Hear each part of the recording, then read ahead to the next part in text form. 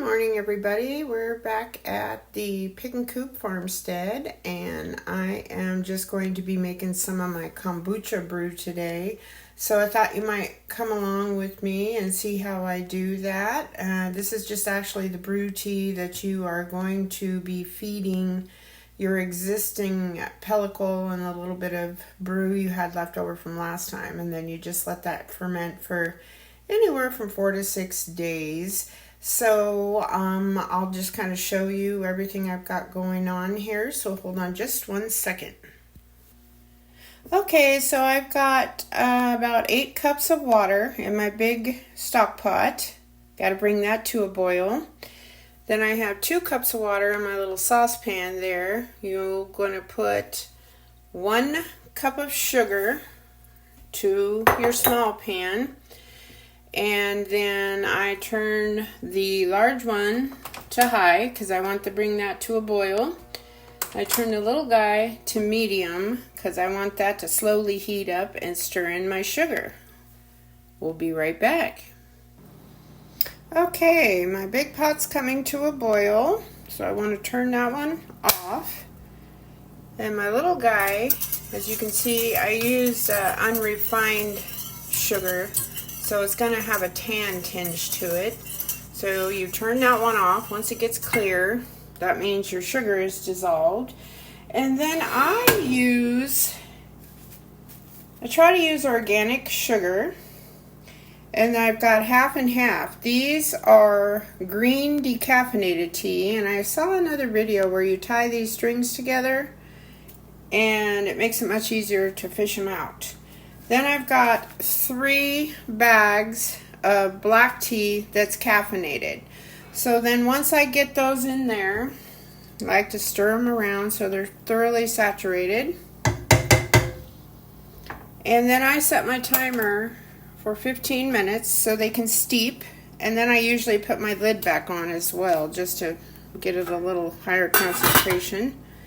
And then your sugar water, you just kind of let here sit on the back burner until you are ready to get your tea bags out. Okay, so it's been 15 minutes, so then what I want to do is fish out my tea bags. And then I save these little guys because I have a little worm farm that I started. And I give them my tea. I use tea, and since the bags are paper and biodegradable, they can actually have all of that. So next, I just want to stir my sugar water. Dump that into your brew. Then I stir that around. Hopefully we're steaming up the camera here. Stir that around. Mix it in thoroughly. Then what I do, I used to just put all the water in at once, boil it up, make my tea, and then I'd have to wait forever for it to cool off because it has to be completely cool to at least room temperature before you put it in with your existing pellicle and brew.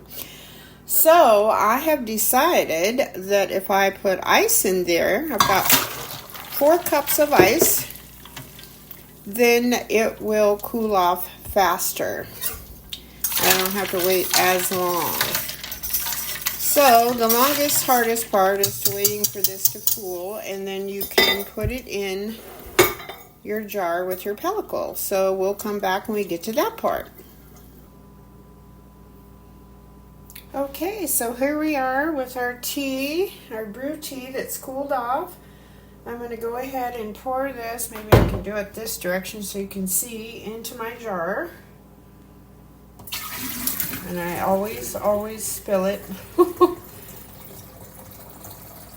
And I just kind of fill it up right to about the neck. And then there's usually some leftover tea that we can make sweet tea out of.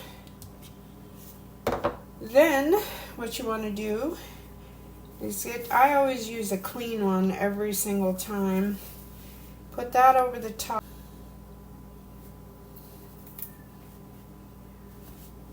Put your rubber band on.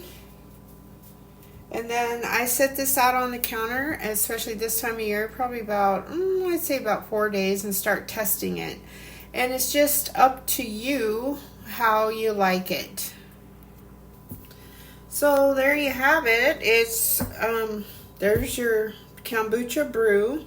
If you have any questions, just put it in the comments. And then, so I kind of put the cart before the horse. I did the F2, the flavoring of the kombucha first. But this is how you make your brew, and you keep it in there with your pellicle. I kind of swirl it around every day just so it gets mixed up. So if you have any questions, put them in the comments, and I'll talk to you next time. Bye-bye.